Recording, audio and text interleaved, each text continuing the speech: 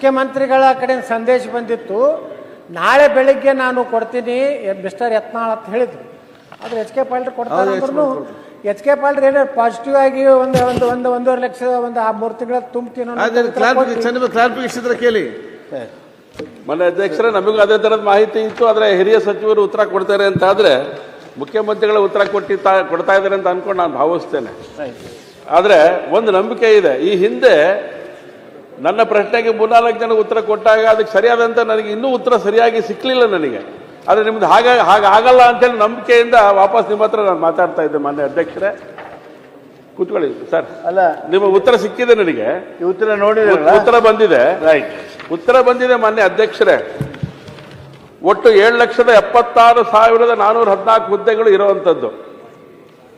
ಅದರಲ್ಲಿ 4,91,000 ಹುದ್ದೆಗಳನ್ನು ಭರ್ತಿ ಮಾಡಿದ್ದಾರೆ, 533 ಹುದ್ದೆಗಳನ್ನು. 2,84,881 ಖಾಲಿ ಇದೆ ಅಂತ ಹೇಳಿದ್ದಾರೆ. ಖಾಲಿ ಇದೆ ಅಂತ ಹೇಳಿರುವಂತ ಈ ಸಂದರ್ಭದೊಳಗಡೆ ನಾನು ವಿನಂತಿ ಅಂತ ಹೇಳಿದ್ರೆ, ಯಾಕೆಂದ್ರೆ ದಿನ ಬೆಳಕಾದ್ರೆ ಯುವಕರು ವಿದ್ಯಾರ್ಥಿಗಳು ತಮ್ಮ ವಿದ್ಯಾಭ್ಯಾಸವನ್ನು ಮುಗಿದ ನಂತರ ಅವರು ಇವತ್ತು ರಸ್ತೆಯಲ್ಲಿ ಇಳಿದು ಹೋರಾಟವನ್ನು ಮಾಡ್ತಾ ಇದ್ದಾರೆ. ಅವರ ಹೋರಾಟಕ್ಕೆ, ನ್ಯಾಯಯುತವಾದಂಥ ಹೋರಾಟಕ್ಕೆ ಸರ್ಕಾರ ಅದಕ್ಕೆ ಬೆಲೆ ಕೊಟ್ಟು ಗೌರವ ಕೊಟ್ಟು ಅವರನ್ನ ಅರ್ಜಿ ಕಾಲ್ ಮಾಡಬೇಕಾಗಿರುವಂತ ಜವಾಬ್ದಾರಿ ಸರ್ಕಾರದ್ದು ಅಂತೇಳಿ ನಾನು ಭಾವಿಸ್ತೇನೆ. ಯಾಕೆ ಅಂತ ಹೇಳಿದ್ರೆ, ಮ್ಯಾನ್ ಪವರ್ ಏಜೆನ್ಸಿಗಳ ಮೂಲಕನೇ ಇವತ್ತಿನ ದಿನ ನೇಮಕಾತಿಗಳನ್ನು ಮಾಡಿಕೊಳ್ಳುವಂತ ಕೆಲಸಕ್ಕೆ ನಾವು ಕೈ ಹಾಕಿದ್ದೇವೆ. ಆದರೆ ಎಲ್ಲೋ ಒಂದ್ ಕಡೆಗೆ ಅದು ಸಂವಿಧಾನದಲ್ಲಿ ಇಲ್ಲದೆ ಇರುವಂತ ಸಂಗತಿಯನ್ನ, ಆಕ್ಟ್ ಅಲ್ಲಿ ಇಲ್ಲದೆ ಇರುವಂತ ಸಂಗತಿಯನ್ನ ಮಾಡ್ತಾ ಇದೆ ಅಂತ ನನಗಂತೂ ಅನಿಸ್ತಾ ಇದೆ. ಅದ್ರ ಬಗ್ಗೆ ಕ್ಲಾರಿಫಿಕೇಶನ್ ಕೂಡ ತಾವು ಕೊಡಬೇಕಾಗತ್ತೆ. ಸಂವಿಧಾನ ವಿರುದ್ಧವಾಗಿ ಆ ರೀತಿಯ ಒಂದು ನಡೆ ಆಗಿದೆ ಅಂತ ನಾನು ಭಾವಿಸ್ತೇನೆ. ಆದ್ರೆ 96,844 ಹುದ್ದೆಗಳನ್ನ ಮ್ಯಾನ್ ಪವರ್ ಮೂಲಕ ನಾವು ತಗೊಳ್ತೇವೆ.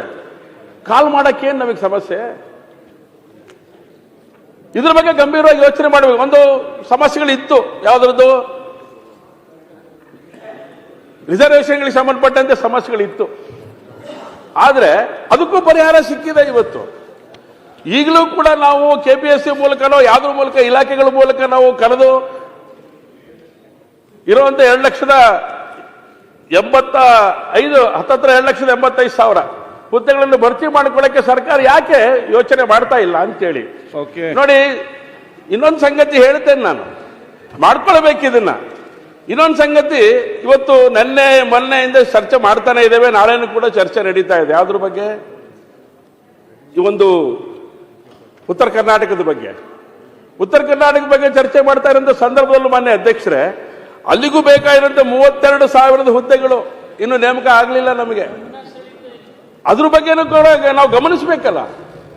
ಅವಕಾಶ ಕೊಟ್ಟಿದ್ದೇವೆ, ಕರೀಲಿಕ್ಕೆ ಹೇಳಿದ್ದೇವೆ ಅಂತ ಹೇಳ್ತಾ ಇದ್ದೇವೆ. ಆದ್ರೆ ಯಾವತ್ತು ಅಂತ ನಿರ್ದಿಷ್ಟವಾದಂತ ದಿನಾಂಕಗಳನ್ನ ಸಂಬಂಧಪಟ್ಟಂತ ಇಲಾಖೆಗಳಿಗೆ ನಾವು ಹೇಳದೆ ಹೋದ್ರೆ ಹೇಗಾಗತ್ತೆ? ಬಹಳ ಮೂಲಭೂತವಾಗಿ ಮಾನ್ಯ ಅಧ್ಯಕ್ಷರೇ ಒಂದು ಸಂಗತಿ ಹೇಳ್ತೇನೆ, ಇದು ಹೇಳಲೇಬೇಕು ಅಂತ ಅನಿಸುತ್ತೆ. ಒಂದು ಅಂತ ಹೇಳಿದ್ರೆ, ಬಹಳ ಮೂಲಭೂತವಾಗಿ ಆಗಲೇಬೇಕಾಗಿರುವಂತ ಜಾಗಗಳಲ್ಲಿ ಸೇವಾ ಕ್ಷೇತ್ರಗಳು, ಎಸೆನ್ಷಿಯಲ್ ಸರ್ವಿಸ್ಗೆ ಸಂಬಂಧಪಟ್ಟಂತ ಸಂಗತಿಗಳು ಎಲ್ಲೆಲ್ಲಿ ಅಡಕ ಆಗಿದೆ. ಉದಾಹರಣೆಗೆ ಆರೋಗ್ಯ ಮತ್ತೆ ಗೃಹ, ಕಂದಾಯ ಮತ್ತು ನಗರಾಭಿವೃದ್ಧಿ ಇಲಾಖೆ. ಈ ಇಲಾಖೆಗಳಲ್ಲೇ ಹತ್ತತ್ರ ಲಕ್ಷಾಂತರ ನಮಗೆ ಹುದ್ದೆಗಳು ಖಾಲಿ ಇರುವಂತದ್ದು. ಇಲ್ಲಿ ಬಹಳ ಮೂಲಭೂತವಾಗಿ ಆಗ್ಲೇಬೇಕಾದಂತ ಕಾರ್ಯ ಮಾನ್ಯ ಉತ್ತರ ಕೊಟ್ಟಿದ್ದಾರೆ, ಸಮರ್ಪಕವಾಗಿದೆ ಅಂತ ನನಗೆ ಅನಿಸ್ತಾ ಇಲ್ಲ ಮಾನ್ಯ ಅಧ್ಯಕ್ಷರು. ಯಾಕೆಂದ್ರೆ ಇದನ್ನ ಯಾವತ್ ಕರಿತೀವಿ, ಏನ್ ಮಾಡ್ತೀವಿ ಅಂತ ಹೇಳ್ತಾ ಇಲ್ಲ. ಇನ್ನು ಅಡ್ಗೋಡೆ ಮೇಲೆ ದೀಪ ಇಡ್ತಾ ಇದ್ದಾರೆ. ನಿಮ್ಮ ಸಲಹೆ ಏನೀಗ? ಹಾಗಾಗಿ ಇದಕ್ಕೆ ಫೈನಾನ್ಷಿಯಲ್ ಕ್ರೈಸಿಸ್ ಏನಾದ್ರು ಇದ್ರೆ, ಇದಕ್ಕೆಲ್ಲರೂ ಅಡ್ಡ ಇದ್ರೆ ಅದಕ್ಕೆ ಪರಿಹಾರ ಮಾಡಿಕೊಂಡು, ಯಾವ ವಿದ್ಯಾವಂತರು ಇದ್ದಾರೆ ಹೊರಗಡೆ ಉಳ್ಕೊಂಡಿದ್ದಾರೆ, ಗ್ರಾಜುಯೇಟ್ಸ್ ಇದ್ದಾರೆ, ಇಂಜಿನಿಯರ್ಸ್ ಇದ್ದಾರೆ, BEd ಆದಂತ ಟೀಚರ್ಸ್ಗಳಿದ್ದಾರೆ, ಶಿಕ್ಷಣ ಇಲಾಖೆ ಇವತ್ತು ಬಾಗಲಾಕುವಂತ ಪರಿಸ್ಥಿತಿ ನಿರ್ಮಾಣ ಆಗ್ತಾ ಇದೆ.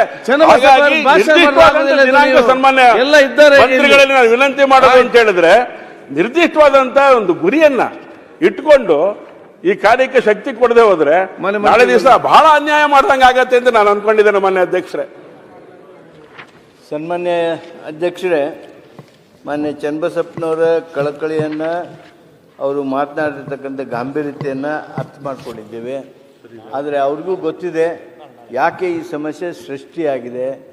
ಮೀಸಲಾತಿ ವಿಚಾರದಲ್ಲಿ ಆಗಿರ್ತಕ್ಕಂಥ ಒಂದು ಗೊಂದಲ, ಕೋರ್ಟ್ಗಳಿಂದ ಬಂದಿರತಕ್ಕಂಥ ಆದೇಶಗಳು, ಸ್ಟೇ ಆರ್ಡರ್ಸು, ಇವೆಲ್ಲವೂ ಒಂದಕ್ಕೊಂದು ಸೇರಿಕೊಂಡು ಕಳೆದ 5-6 ವರ್ಷದಿಂದ ಈ ಒಂದು ರಿಕ್ರೂಟ್ಮೆಂಟ್ನಲ್ಲಿ ನೇಮಕಾತಿಯೊಳಗೆ ಸರ್ಕಾರದಲ್ಲಿ ತೊಂದರೆ ಆಗಿದೆ. ಆ ಕಾರಣಕ್ಕೆ ಈ ದೊಡ್ಡ ಪ್ರಮಾಣದ ಹುದ್ದೆಗಳು ಖಾಲಿ ಇರುವಂಥದ್ದು ಆಗಿರುವಂಥ ವಿಚಾರ. ಇವುಗಳನ್ನು ಬೇಗ ತುಂಬಬೇಕು ಅಂತ ಹೇಳೇನೆ ಈಗಾಗಲೇ ಈ ಸಭೆಯಲ್ಲೂ ಸಹಿತ ಸೂಕ್ತವಾಗಿರ್ತಕ್ಕಂಥ ಮಸೂದೆಯನ್ನು ತರಬೇಕು ಅಂಥೇಳಿ ರಾಜ್ಯ ಸರ್ಕಾರ ಚಿಂತನೆ ಮಾಡಿದೆ. ಹಾಗೂ ಆ ಚಿಂತನೆಯ ಮುಂದುವರಿದ ಭಾಗವಾಗಿ ನಾಳೆಯೋ ನಾಡಿದ್ದೋ ವಿಚಾರವನ್ನು ಮಸೂದೆಯನ್ನು ಈ ಸದನದಲ್ಲಿ ಮಂಡಿಸ್ತೀವಿ. ತನ್ಮೂಲಕ ಹೆಚ್ಚಿನದಾಗಿರ್ತಕ್ಕಂಥ ತೀವ್ರವಾಗಿರ್ತಕ್ಕಂಥ ಹುದ್ದೆಗಳ ಭರ್ತಿ ಮಾಡುವ ಕೆಲಸ ಸರ್ಕಾರ ಮಾಡ್ತದೆ ಅನ್ನುವಂಥದ್ದನ್ನು ಹೇಳೋದಕ್ಕೆ ಬಯಸ್ತೀನಿ. ಈಗ 32-33 ಸಾವಿರ ಉತ್ತರ ಕರ್ನಾಟಕದಲ್ಲಿ ಹುದ್ದೆಗಳ ಖಾಲಿ ಇವೆ ಅನ್ನೋದನ್ನು ತಾವು ಪ್ರಸ್ತಾಪ ಮಾಡಿದಿರಿ. ಅದ್ರ ಬಗ್ಗೆಯೂ ಸಹಿತ ನಾವು ಗಂಭೀರವಾಗಿ ತೆಗೆದುಕೊಳ್ತೀವಿ. ನಾಳೆ ನಾಡ್ದು ಮಾತನಾಡುವಂಥ ಸಂದರ್ಭದಲ್ಲಿ ತಾವು ಅದರ ಬಗ್ಗೆ ಪ್ರಸ್ತಾಪ ಮಾಡ್ಬೋದು. ಮಾನ್ಯ ಮುಖ್ಯಮಂತ್ರಿಗಳು ವಿಶೇಷವಾಗಿ ಉತ್ತರ ಕರ್ನಾಟಕದಲ್ಲಿ ಏನು ಹುದ್ದೆ ಖಾಲಿ ಇವೆ, ಶಿಕ್ಷಣ ಕ್ಷೇತ್ರದಲ್ಲಿ ಏನು ಖಾಲಿ ಇವೆ, ಅದ್ರ ಬಗ್ಗೆ ಉತ್ತರವನ್ನು ಕೊಡ್ತಾರೆ. ಮಾನ್ಯ ಅಧ್ಯಕ್ಷರೇ ಮಾನ್ಯ ಮಂತ್ರಿಗಳಿಗೆ ಒಂದು ವಿನಂತಿ ಅಂತ ಹೇಳಿದ್ರೆ ಅಧ್ಯಕ್ಷರೇ, ತಾವು ಕ್ಲಾರಿಫೈ ಮಾಡಿದ್ದೀರಾ, ಕೊಟ್ಟಿದ್ದಾರೆ ಮತ್ತೆ ಆದ್ರೆ ಒಂದು ಅಂತ ಹೇಳಿದ್ರೆ ಮಸೂದೆ ತರಬೇಕು ಅನ್ನೋದ್ರ ಬಗ್ಗೆ ಚರ್ಚೆ ಮಾಡಬೇಡಿ. ನನಗೆ ಕ್ಲಾರಿಫೈ ಆಗ್ಲಿ ಅಂತ ಮಸೂದೆ ತರಬೇಕು ಅಂತ ಹೇಳ್ತಾ ಇದ್ದಾರೆ. ಆದ್ರೆ ನಂಗೆ ಕೊಟ್ಟಿರೋ ಉತ್ತರದಲ್ಲಿ ಏನಿದೆ ಅಂತ ಹೇಳಿದ್ರೆ ಎಲ್ಲ ಇಲಾಖೆಗಳಿಗೆ ಸೂಚನೆ ಕಳಿಸಲಾಗಿದೆ ಅಂತ ಹೇಳಿದಿರಿ. ಆದ್ರೆ ಮಸೂದೆ ಏನು, ಈ ಸೂಚನೆ ಏನು ಅಂತ ನಂಗೆ ಗೊತ್ತಾಗ್ಲಿಲ್ಲ. ಅದಕ್ಕೋಸ್ಕರ ಅಧ್ಯಕ್ಷರೇ, ಮಸೂದೆ ನೀವು ಮಂಡಿಸಿ ಆಮೇಲೆ ನಂತರ ಪ್ರೋಸೆಸ್ಗೆ ಹೋಗ್ತಿರೋ, ಈ ಇಲಾಖೆಗೆ ಸೂಚನೆ ಕಳಿಸಿದ್ರಲ್ಲ ಅವರು ಅದನ್ನ ಕಾರ್ಯವನ್ನು ಮಾಡ್ತಾರೋ ಅಂತ. ಸೂಚನೆ ಕಳಿಸಿರ್ತಕ್ಕಂಥದ್ದು ಮೊದಲನೇ ಹೆಜ್ಜೆ. ಅದಾದ ಮೇಲೂ ಸಹಿತ ಏನು ಸಮಸ್ಯೆಗಳು ಸೃಷ್ಟಿ ಆಗ್ತಾ ಇವೆ, ತಲೆದೋರ್ತವೆ ಅಂತ ನಮಗನ್ಸಿದೆ.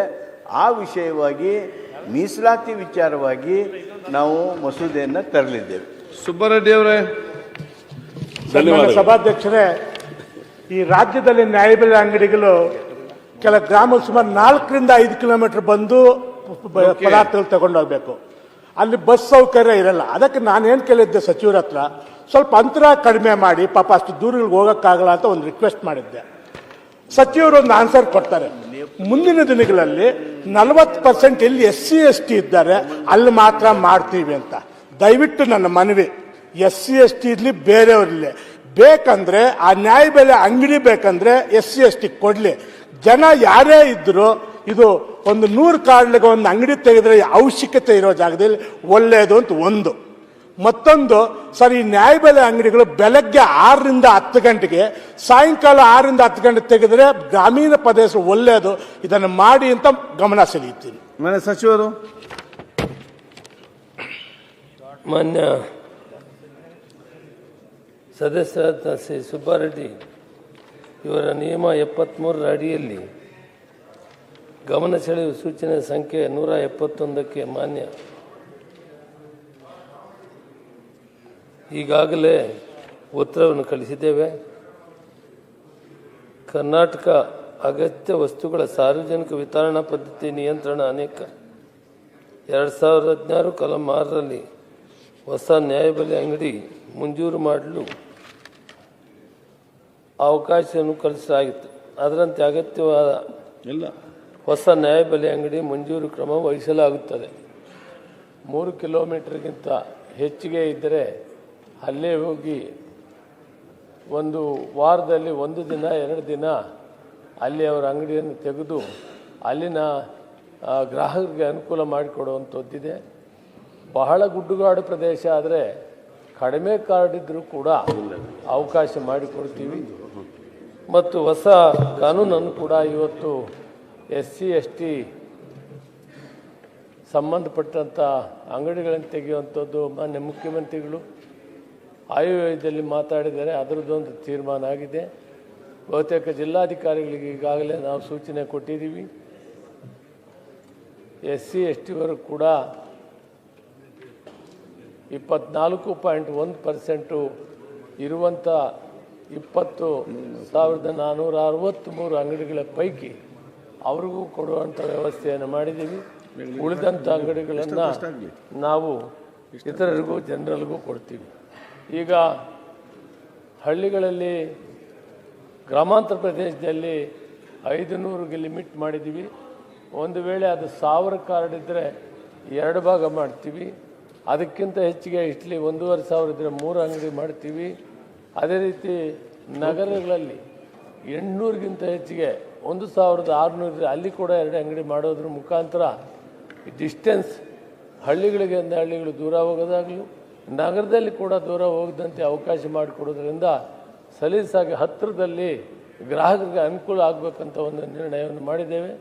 ವಿಶೇಷವಾಗಿ SC ST ಸುಮಾರು 3500 ಅಂಗಡಿಗಳನ್ನು ಹೊಸದಾಗಿ ಕೊಡುವಂಥದ್ದನ್ನು ಮಾಡಿದ್ದೀವಿ.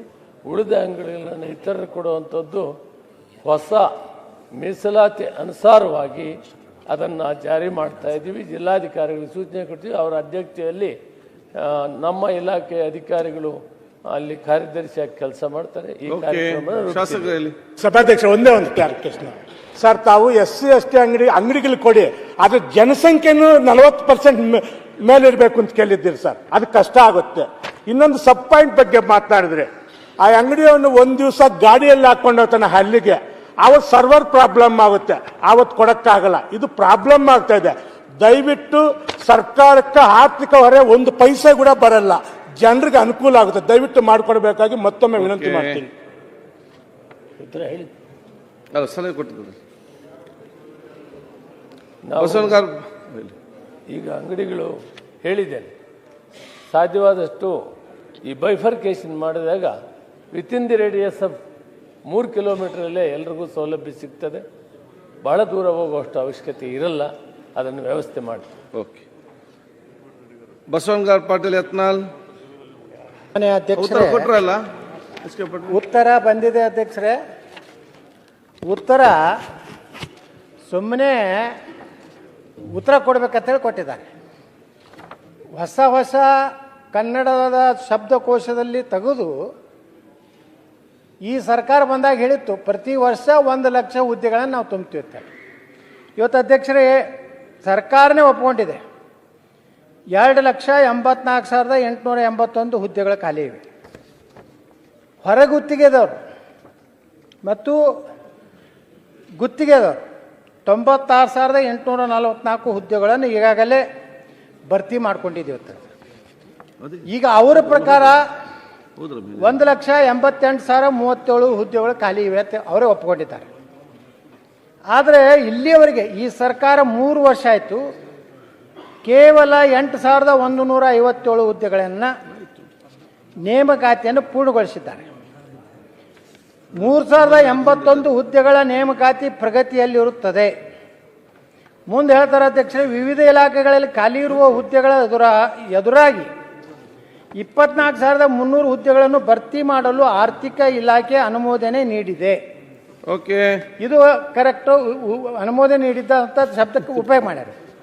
ಮುಂದುವರೆದು ಕಲ್ಯಾಣ ಕರ್ನಾಟಕ ನಾವು ಭಾಳ ಅಭಿವೃದ್ಧಿ ಮಾಡ್ತಾ ಇದ್ದೀವಿ, ನಾವೇ ಆರ್ಟಿಕಲ್ 371 ತಂದಿರ್ತೇನೆ ಹೆಗ್ಗಳಿಕೆ ತಗೋತಾರಲ್ಲ, ಅಲ್ಲಿ 32,132 ಖಾಲಿ ಇರುವ ಹುದ್ದೆಗಳ ಪೈಕಿ 80% ಹುದ್ದೆಗಳನ್ನು ನೇಮಕಾತಿ ಮಾಡಲು ಅಧ್ಯಕ್ಷರೇ ಎಷ್ಟು ಚೆನ್ನ ಒಳ್ಳೆ ವರ್ಡ್ಗಳನ್ನು ಈ ಆರ್ಥಿಕ ಇಲಾಖೆದವ್ರು ಭಾಳ ಬುದ್ಧಿವಂತರದ. ಕೆಲಸ ಅಂತೂ ಏನೂ ಮಾಡೋದಿಲ್ಲ, ಟ್ಯಾಕ್ಸ್ ಕಲೆಕ್ಷನ್ ಮಾಡೋದಿಲ್ಲ, ಹೆಚ್ಚಿಗೆ ಏನೂ ಮಾಡೋದಿಲ್ಲ, ಬರೇ ತಮಗೆ ಬೇಕಾದವ್ರಿಗೆ ಅಷ್ಟು ಹಣ ಕೊಡೋದು ಬಿಟ್ಟರೆ ಇವ್ರದ್ದು ಏನೂ ದಂಧ ಇಲ್ಲ.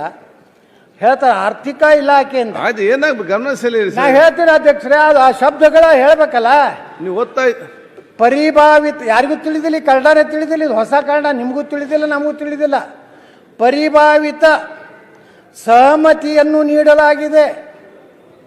ಏನು ಅಧ್ಯಕ್ಷರೇ, ಡೀಮ್ಡ್ ಕನ್ಕರೆನ್ಸ್, ಡೀಮ್ಡ್ ಕನ್ಕರೆನ್ಸ್ ಒಂದು ಬೇರೆ, ಕನ್ಕರೆನ್ಸ್ ಒಂದು ಬೇರೆ, ಅಲ್ಲಿದಿಂದ ಮತ್ತೊಂದು ಇನ್ನೊಂದು ಶಬ್ದ ಜೋಡಿಸ್ತಾರೆ. ಅದರ ಉದ್ದೇಶಪೂರ್ವಕವಾಗಿ ಈ ಸರ್ಕಾರ ನೇಮಕಾತಿಗೆ ಮಾಡ್ಕೊಲಾರ್ದೇ ಈಗಾಗಲೇ ದುಡ್ಡಿಲ್ಲ ಸರ್ಕಾರನಾಗ, ಈರೇ ರೀತಿ ನಿರುದ್ಯೋಗ ಯುವಕರು ಇವತ್ತು ಹೋರಾಟ ಮಾಡ್ತೀರಿ ಅಂದರೆ ಪೊಲೀಸರು ಬಲ ಉಪಯೋಗಿಸಿ ಮುಂಜಾನೆ 5 ಗಂಟೆಗೆ ಅವರು ವಿದ್ಯಾರ್ಥಿ ಸಂಘಟನೆದವ್ರನ್ನ ಅರೆಸ್ಟ್ ಮಾಡೋದು, ಚಿತ್ರಹಿಂಸೆ ಕೊಡೋದು, ನಿಮ್ಮ ಭವಿಷ್ಯ ಹಾಳು ಮಾಡ್ತೀನಿ ಅಂತ ಪೊಲೀಸರ ಮೂಲಕ ಧಮಕಿ ಕೊಡೋದು.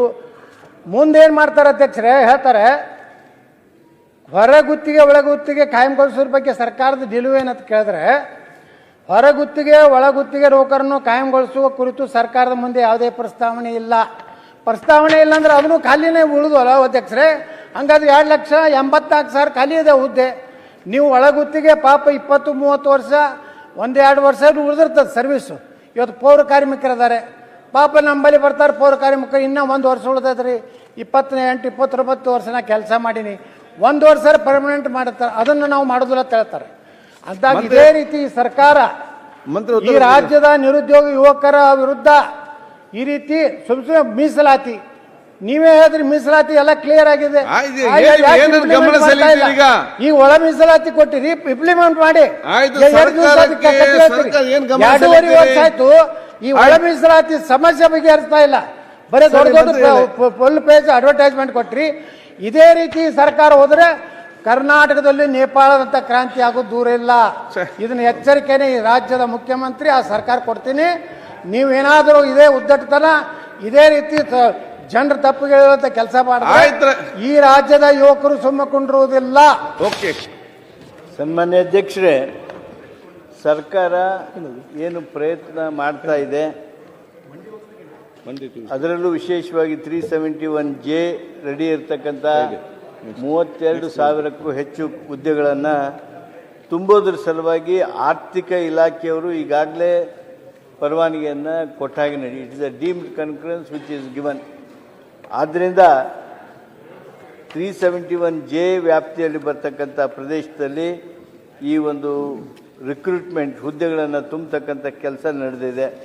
ಅದರ ಜೊತೆಗೇ ನಾವು ಈಗಾಗಲೇ ಹೆಚ್ಚಿನ ವಿಡಿಯೋಗಳಿಗೆ ಪ್ರತಿಧ್ವನಿ ಯೂಟ್ಯೂಬ್ ಚಾನೆಲ್ ಸಬ್ಸ್ಕ್ರೈಬ್ ಮಾಡಿ, ಬೆಲ್ ಐಕಾನ್ ಕ್ಲಿಕ್ ಮಾಡಿ.